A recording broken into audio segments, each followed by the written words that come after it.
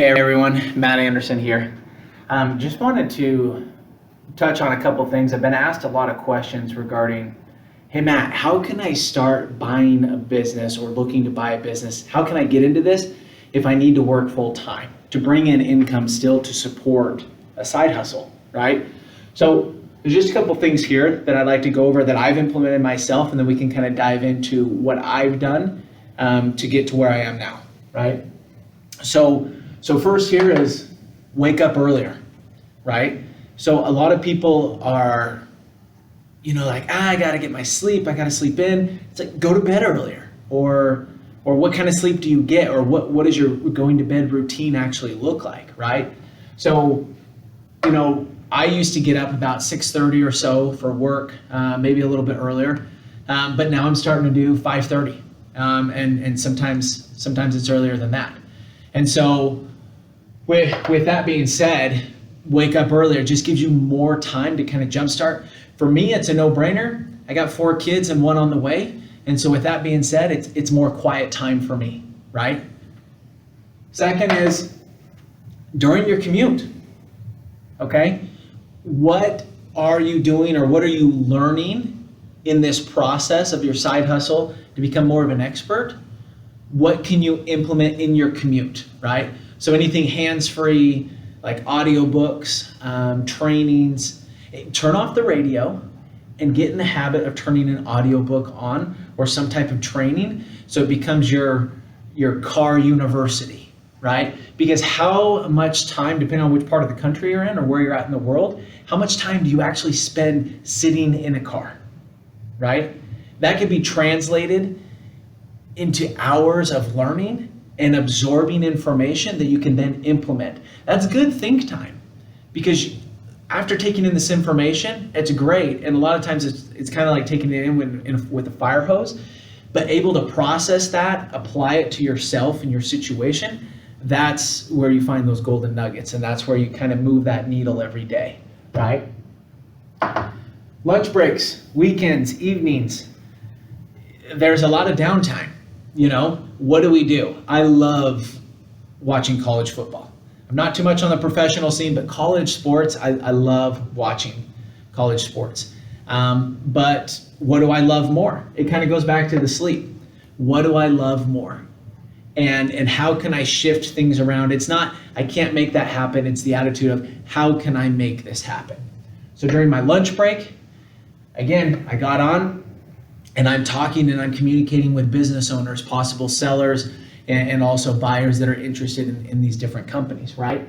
Same thing on weekends, sacrificing maybe watching a game or doing something along those lines, prioritizing my time spent and where that focus is, right? Evenings, staying up later. Sometimes it was later nights, and it just depended on what was going on, after putting the kids to bed or finishing up other things. It just depends. I mean, this needs to be applicable to your day job. There's a lot of people that leave their work at work when they're done, 9 to 5 or whatever that time frame looks like. But there's also people that need to bring that home if they're in a management position or they have more responsibilities. It's like, how do you juggle that, right? And so it's definitely worth your time to put it on paper, okay? We have a lot of wait time. How much wait time do you actually have during the day? How much time do you have of this, where you're twiddling your thumbs, right? Always have something on hand. If that's going back to the trainings, the audiobooks, those types of things to kind of fill in that time and be as efficient with your time as possible. But also, if it's sending an email, if it's sending a text message, if it's follow up, okay? And then there's being able to say no, right? Saying no to listening to the radio, saying no to, sleeping in more just because you might be a little more lethargic or you want that sleep. But really, do you need that extra hour of sleep? You might. Everyone knows, everyone's bodies tick differently. But can you go to bed earlier to wake up earlier? Saying no to other projects, people asking you to be involved. There's different types of people. There's a book out there, it's by Adam Grant, it's called Give and Take. And it talks about the givers and the takers. and there's some people that are kind of in the middle, right? And it talks about these different types of givers and the different types of takers. And there's a lot of givers that are successful, but there's a lot that aren't. And there's a lot of takers that are successful, and there's a lot that aren't. And so kind of understanding what type of person you are, you want to give back, you want to help out, but at the same time, when are we giving or feel like that we're giving where it's not productive? Okay, so being able to say no to projects or tasks that are given to you, and being mindful of when those are coming at you, because a lot of things like that could be what are called like time vampires, right? They're going to suck the time from you, and then it's going to make it harder for you to actually get this flywheel spinning with this side hustle, right? And in this case, what we're talking about is being able to acquire or buy a business, right? There's other time management skills. We talked about in a previous segment. I mean, there's CRMs out there that have apps. So I mentioned two of them. There's HubSpot and there's Monday.com. Great apps, great applications also. So you can streamline them, get on your phone quick and say, hey, I have a to-do list. And when you have, wait time, you can go to those to-do lists and maybe finish a task or two while you're waiting for an appointment or waiting for a phone call or something at work in between, right? Same thing with Monday.com. And you can know when these people are seeing your emails. You can make your time efficient. And that's why it makes sense to put this on paper. And you can also divvy it up by days, right? So Monday, I have certain tasks that I complete and I focus on those tasks. Tuesday, I have certain tasks that I complete and I focus on those. Wednesday and Thursday, I field my phone calls and I speak with my sellers. And I also have those calls with possible buyers, right? And then Friday, I have other tasks, whether it's following up on what hasn't been done and things like that. And then I start over again on Monday, right? But whatever you're doing, make sure that you're focused solely on that. There's a illustration that I really like, and it shows a guy who's spinning plates, right? So he has like one on his knee and two in his hands, and he has like one on his nose, and he's spinning these plates. And then he takes this and he'll put it on his other knee, and then he'll have to spin them. And as they start to slow down, he'll have to go and spin it again, right? And so you're constantly spinning these plates. So that's kind of how you would be in this circumstance. You have your full-time job. This is your bread and butter. It's bringing in the income. It's paying a mortgage. You're paying your bills. But at the same time, it's like, okay, I need to get out of the rat race. I need to get out of my JOB, just over broke, right? This cycle. And I need to create something else, because we're looking at a major change here in the United States. I mean, it's already happening, but with the influx of inflation and everything that's going on, we need to make changes, and we need to have investments in solid assets, right? And so businesses are key in that aspect. And so being able to have a business, being able to have that asset work for you, but not have to be in it, right? And that's the goal here.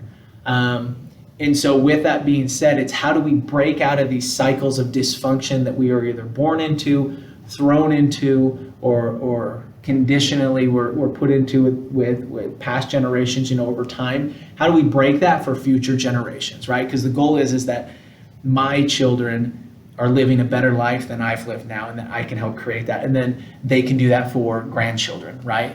And that we can create a legacy. And that's all that we want, is we want to be happy, create a legacy for our families. And so these different time management tools definitely can help out. So I mentioned, there's HubSpot, there's Monday.com, and you have others out there.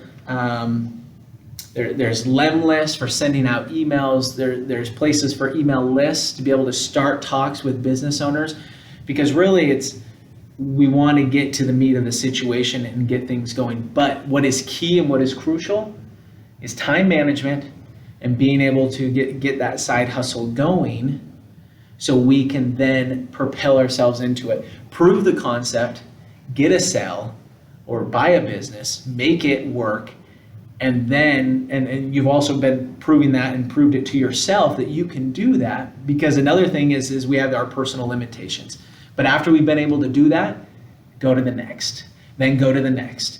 And then maybe you get to the point where you're replacing your income, and then you have a lot more time because your 9 to 5 is gone, okay? And that's the goal, is that you wake up in the morning, that you're excited doing what you want to do, and you're excited to hit your feet on the floor and go, okay? And so my challenge for you today is to pull out a piece of paper, make a list of what your schedule is, but be honest with yourself and say, where are my wait times during the day? How much time do I spend in the car commuting? I bet it's easy for almost, I mean, it's a little different today in the COVID world, but I bet easily anyone watching this video can finish a book a month, an audio book a month, just by listening to it whenever you're in your car. Listen to it at 1.5 speed, 2 maybe, depending on the individual. I currently go through 1 audiobook a week because of the time that I spend in my car driving around, okay? And honestly, it's not that much time because I work from home, okay? I don't have an office that I commute to or anything like that. I might travel and jump on an airplane and fly once in a while and things like that, and I can listen to my audiobooks then. But really, that's on a small scale. I mean, I can finish 1 a week. And the education and what you can take in during that is monumental, and it's huge for the individual that takes that task upon themselves to learn, to listen to trainings and to go the extra mile versus, I love music, I love listening to other things, but where does that get me? You know, so it's just a matter of, what do you love more? And if you find, and be honest with yourself that you don't love that more, but you want to, gain a desire to love that more. Figure out what it is that makes you tick, put it on paper, figure this out and go through these steps. If you have any questions or you're looking just to brainstorm or get any other ideas of possible other applications that you can use for time management, subscribe below, send me a message, reach out to me on LinkedIn or whatever social media that may be, and let's connect. You know, my goal, as Zig Ziglar said, is if I can help you accomplish your goals, then that helps me accomplish mine along the way. And that's simply what we're here to do. The goal here is to acquire businesses, right? And that's what my team and I do, okay? And we help other individuals find the business owners, the sellers that want to have these conversations that aren't on the market to sell. And quite frankly, those are the best ones, okay? And if you have any more questions about that, feel free to reach out. But again, time management is key to getting these things started. And so if the hardest part is just to start. So get going, start on it. Let me know how things go, check up, comment below, and reach out to me here. I try to respond to my emails personally, but I look forward to hearing from you. Good luck, everyone. We'll talk to you here soon.